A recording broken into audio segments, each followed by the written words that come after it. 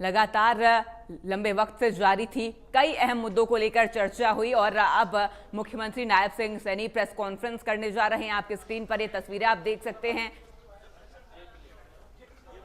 तो ये लाइव तस्वीरें आपके स्क्रीन पर गुरुग्राम से मुख्यमंत्री नायब सिंह सैनी मीडिया से रूबरू हो रहे हैं और प्रेस कॉन्फ्रेंस के लिए तैयारी चल रही है। थोड़ी ही देर में मुख्यमंत्री अपनी बात रखेंगे और मुख्यमंत्री नायब सिंह सैनी की ये प्रेस कॉन्फ्रेंस इस वक्त आपकी स्क्रीन पर ये गुरुग्राम से लाइव तस्वीरें। हरियाणा कैबिनेट की बैठक खत्म हो चुकी है और इस बैठक के बाद अब इस बैठक में क्या परिणाम निकले, क्या कुछ इस बैठक में खास रहा है, इसकी जानकारी मुख्यमंत्री देंगे। और इसी के साथ साथ थोड़ी ही देर में ये अब प्रेस कॉन्फ्रेंस शुरू हो जाएगी। मुख्यमंत्री इस वक्त गुरुग्राम में मौजूद हैं। आपकी स्क्रीन पर ये लाइव तस्वीरें आपकी स्क्रीन पर, और थोड़ी ही देर में मुख्यमंत्री बोलना शुरू करेंगे। तमाम मीडिया के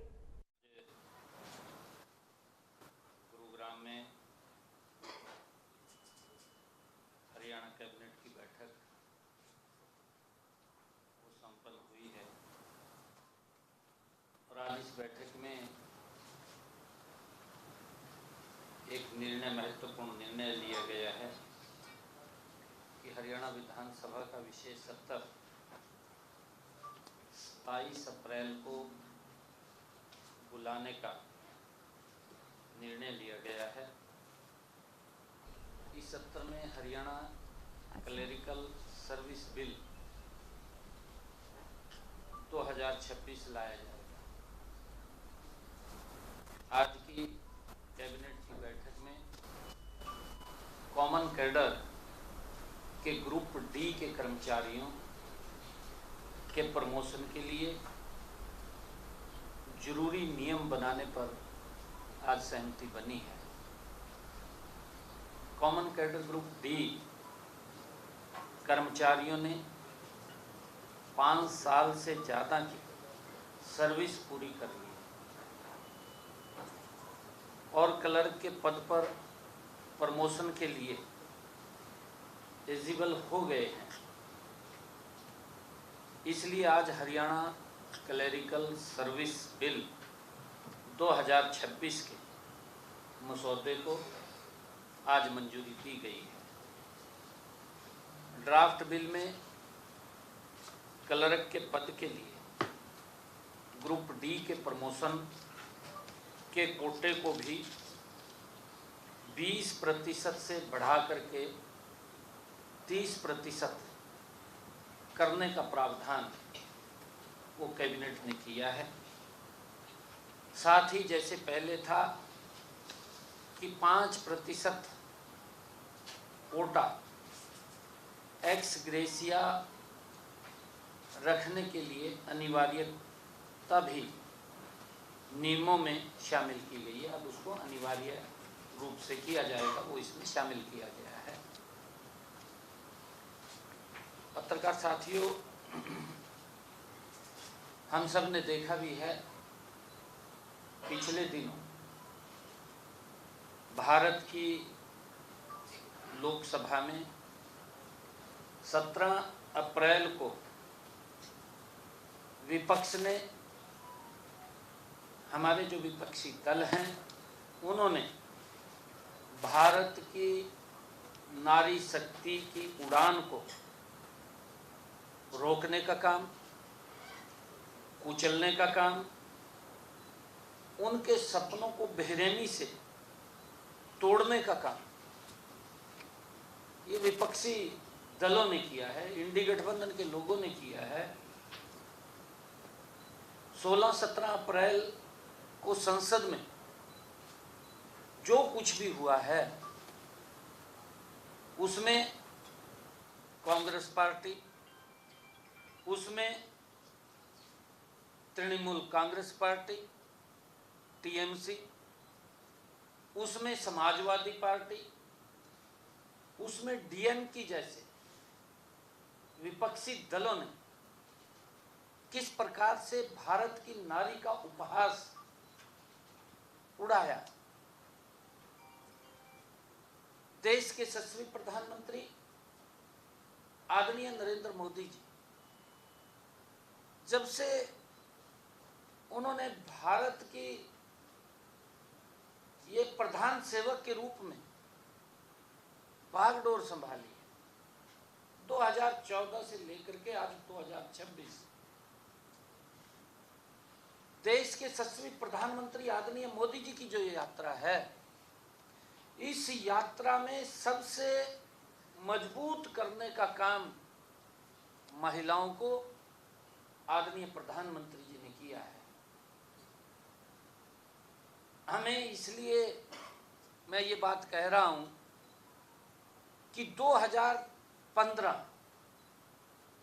23 जनवरी 2015 देश के यशस्वी प्रधानमंत्री आदरणीय नरेंद्र मोदी जी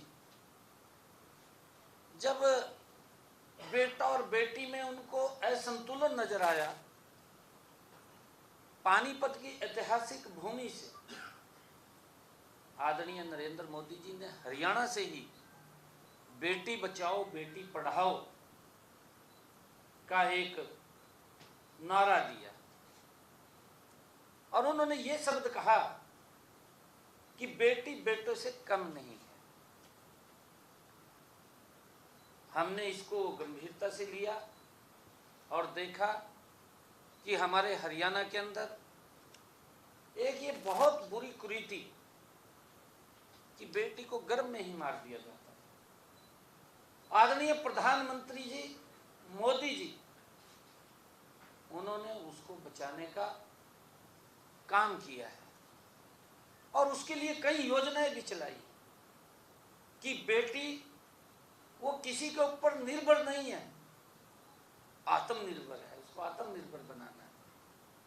ये आदरणीय प्रधानमंत्री जी ने कहा।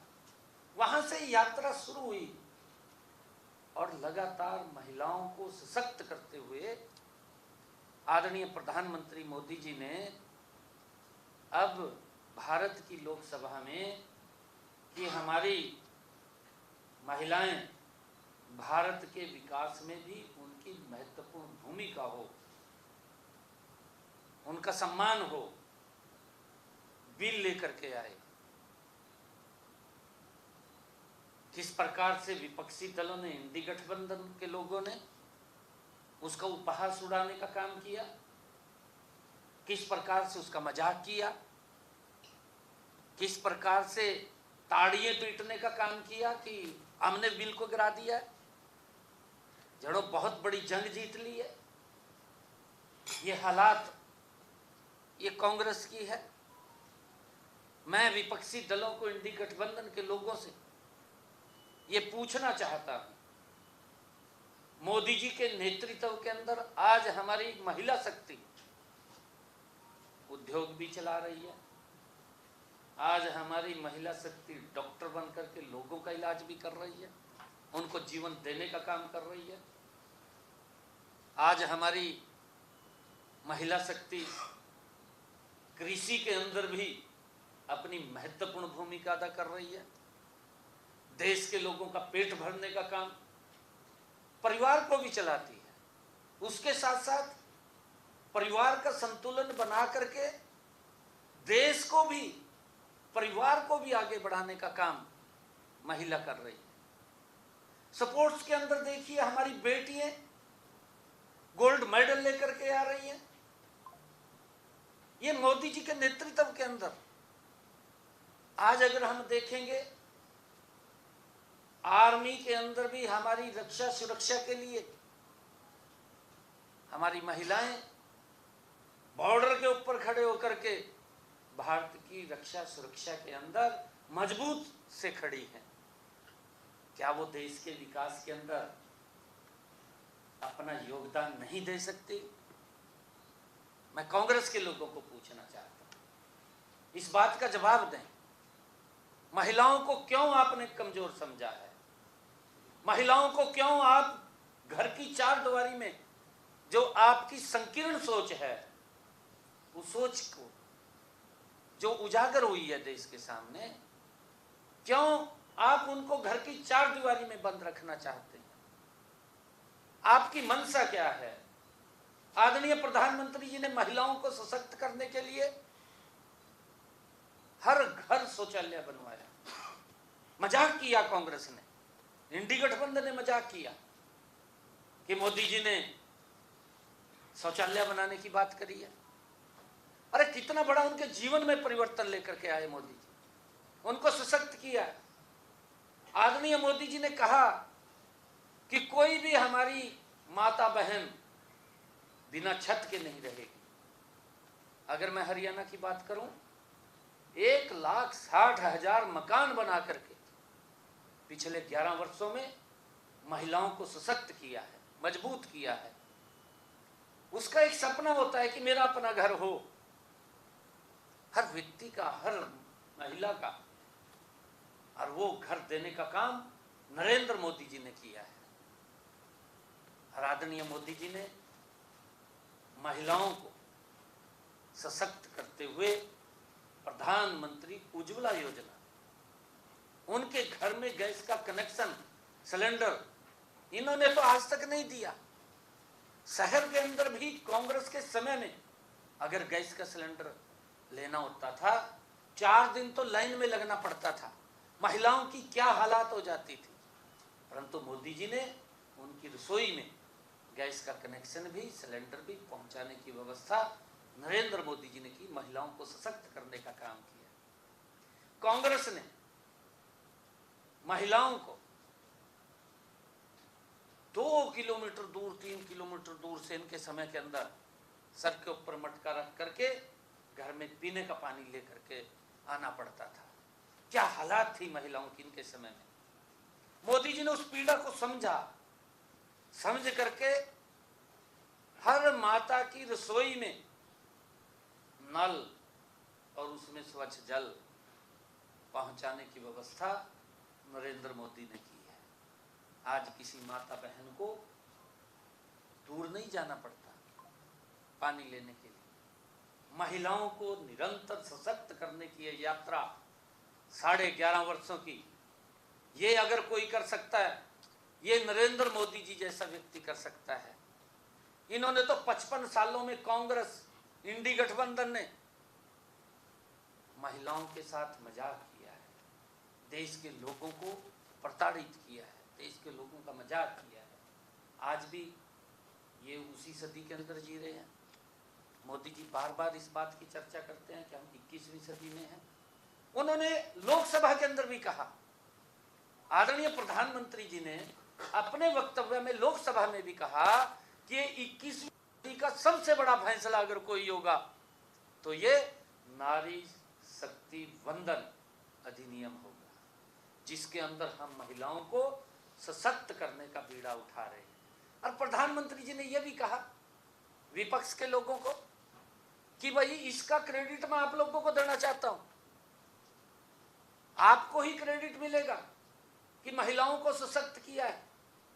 किस प्रकार की अफवाहें फैलाई गई, किस प्रकार का झूठ बोला गया लोकसभा के अंदर, उस पवित्र मंदिर के अंदर। इंडी गठबंधन को कौन माफ करेगा? परमात्मा भी माफ नहीं करेगा। इनकी जेबें पट जाएंगी, देख लियो आप, कुछ नहीं बचेगा इनकी जेबों में। ये लोग ऐसे हैं, झूठ बोलते हैं, सुबह उठते हैं शाम तक झूठ बोलते हैं और झूठ के मुद्दे गढ़ते रहते हैं। कोई कल कौन सा नवा झूठ बोलना है, देश समझ रहा है। अब देश देख रहा है भी कल कौन सा झूठ लेके आएंगे। जहां व्यवस्थाएं भी सरकार दे रही है उसके अंदर भी जैखा मील में काट। अरे क्या कर रहे हैं आप लोग? 11 वर्षों में मोदी जी ने देश को बदला है।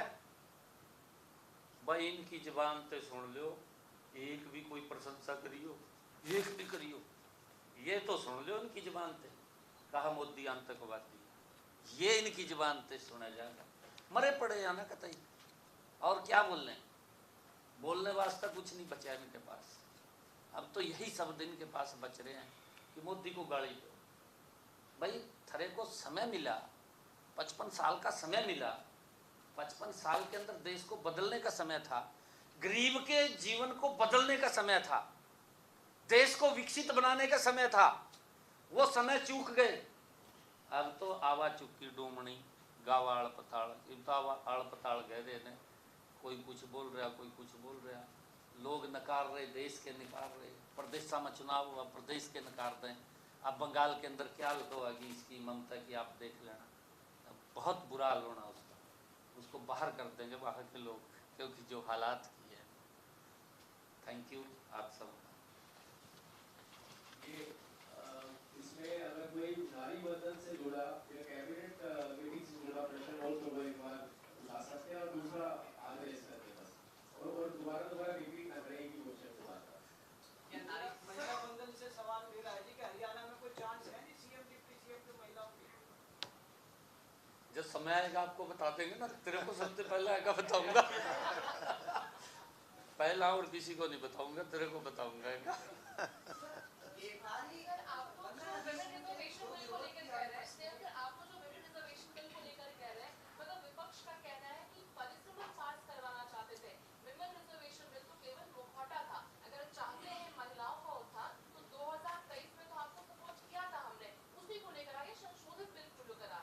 आदरणीय अमित शाह जी ने लोकसभा के अंदर एक एक विषय को क्लियर किया है।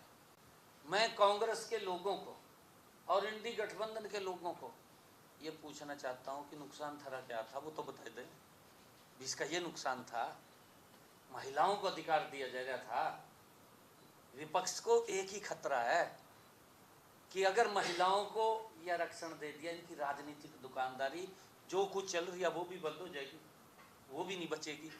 इनकी तो दुकानदारी का राजनीतिक दुकानदारियां खोल रखी इनने। ये देश की सेवा नहीं कर रहे, देश की समस्याओं को पैदा कर रहे हैं। आपके सामने है 55 साल तक जो देश के अंदर शासन किया हो कांग्रेस ने, धारा 370 देश के लिए समस्या थी, उसका समाधान नहीं किया। आपके सामने समाधान किसने किया? नरेंद्र मोदी ने। और बोडो का असम के अंदर 40 साल की समस्या, वो देश की भी समस्या थी, वहां की भी समस्या थी और बढ़ रही थी। समाधान किसने किया?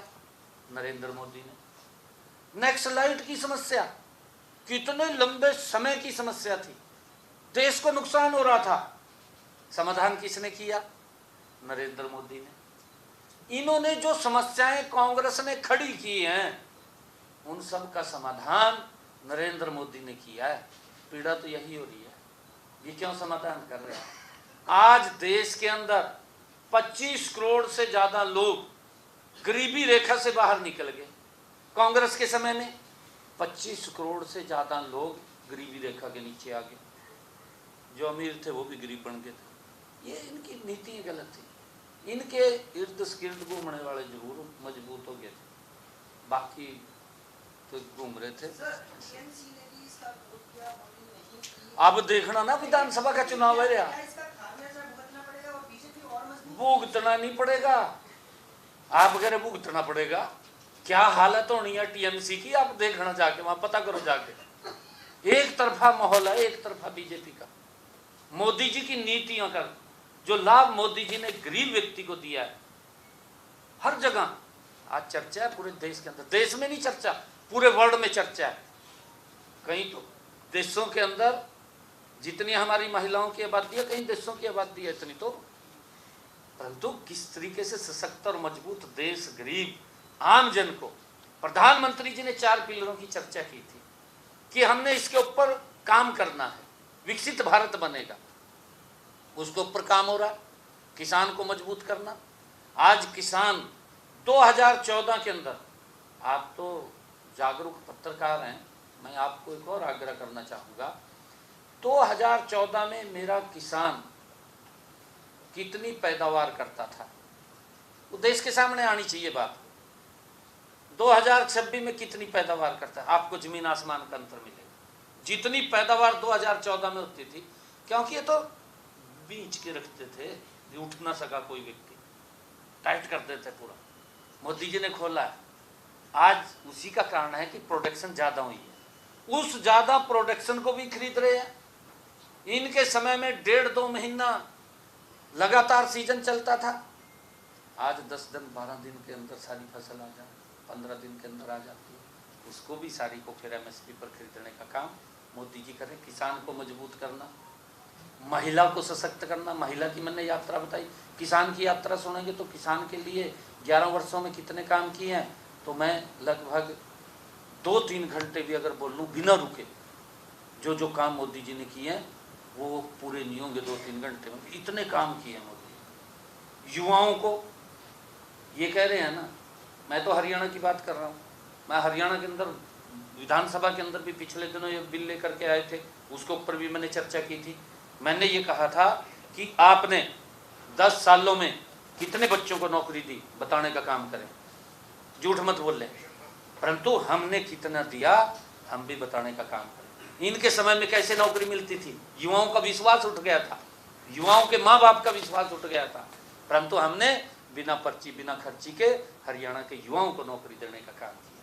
गरीब को किस प्रकार से सशक्त और मजबूत किया है आपके सामने। हरियाणा में हम 500 रुपये का गैस का सिलेंडर दे रहे हैं ना, जिन परिवारों की इनकम 1,80,000 रुपये से कम है, दे रहे हैं ना, 500 रुपये का गैस का सिलेंडर जा रहा है। और साथियों, मैं आपको बताना चाहता हूँ, इसके साथ साथ 1,60,000 मकान बना करके दिए हैं। मैंने लगभग 14,500 गज के प्लाट दे दिए और देने हैं, और लगभग 15,500 30 गज के प्लाट दे दिए। आपके सामने है, यहीं गुरुग्राम के अंदर मैंने 550 फ्लैट सोनीपत में दिए और 2700 मैंने गुरुग्राम के अंदर आपके सामने दिए। 2700 फ्लैट दिए गरीब लोगों को। हमारी सरकार निरंतर गरीब व्यक्ति को मजबूत करने का काम वो कर रही है, और ये मोदी जी के नेतृत्व के अंदर यात्रा ये विकसित भारत की ओर गति से बढ़ रही है। ये इस प्रकार के जो टोट के छोड़ते हैं कांग्रेस के लोग, उसमें अरोड़ा अटकाते हैं, उसके अंदर गाली देते हैं, इससे कोई फर्क पड़ने वाला नहीं है। इनकी जुबान गंदी हो रही है। लोग समझ रहे हैं, लोग देश के देख रहे हैं कि जब व्यक्ति ज़्यादा कमज़ोर हो जाता है तो फिर वो इसी प्रकार की बात लग जाकर ज़्यादा कमज़ोर होगी कांग्रेस भी, इंडी गठबंधन भी। लेकिन इनके मुंह से कोई वैसी बात तो नहीं निकलती, ऐसी बात निकल आएगी। आने वाला समय पंजाब के अंदर कमल के फूल का है, बड़े बड़े मैंडेट के साथ। कल एक बहुत बड़ा समाज मेरे को मिलने के लिए आया था। आपने देखा होगा मेरी फेसबुक के ऊपर भी, राय सिख समाज, जिन्होंने गुरुओं को फौज के अंदर लगातार मुगलों के आगे भी उन्होंने सिर नहीं झुकाया, एक बहादुर कौम। और उन्होंने कहा जी हम एकजुट होकर के मोदी जी के नेतृत्व में कमल का फूल खिलाएंगे।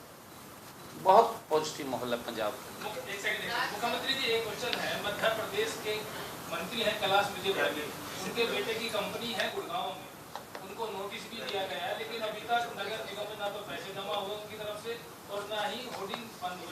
भाई शक्ति बंधन बिल के ऊपर चर्चा कर लो। थैंक यू, बहुत बहुत बधाई आपको।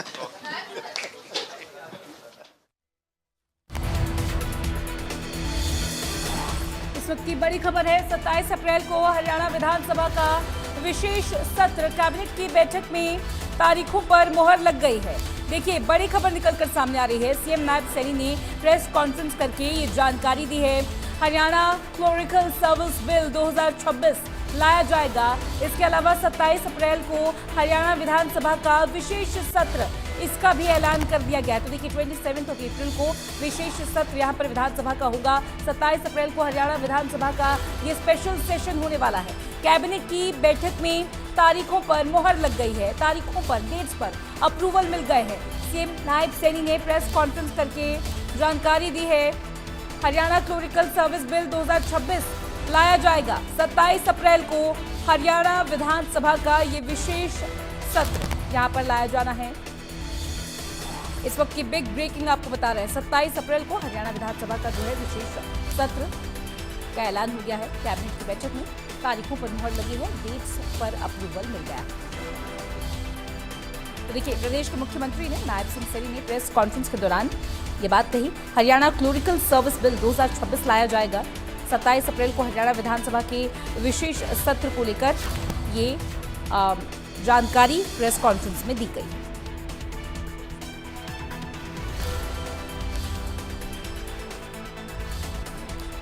देखिए, तारीखों पर मुहर लग गई है, डेट्स पे मुहर लग गई है, अप्रूवल मिला है। हरियाणा क्लोरिकल सर्विस बिल 2026 यहां पर लाया जाएगा। 27 अप्रैल की डेट बताई जा रही है। विधानसभा के विशेष सत्र की डेट 27 अप्रैल बताई जा रही है।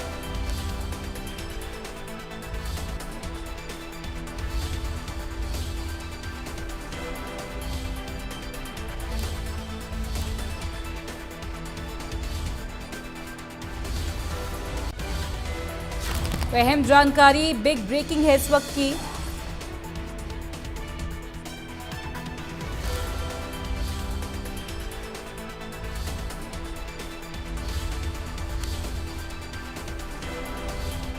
सीएम नायब सैनी ने प्रेस कॉन्फ्रेंस करके ये जानकारी दी है। हरियाणा क्लरिकल सर्विस बिल 2026 जो लेकर आने वाले हैं उसको लेकर भी उन्होंने जिक्र किया। 27 अप्रैल को हरियाणा विधानसभा का एक विशेष सत्र जो है बुलाया जा रहा है। 27 अप्रैल की डेट पर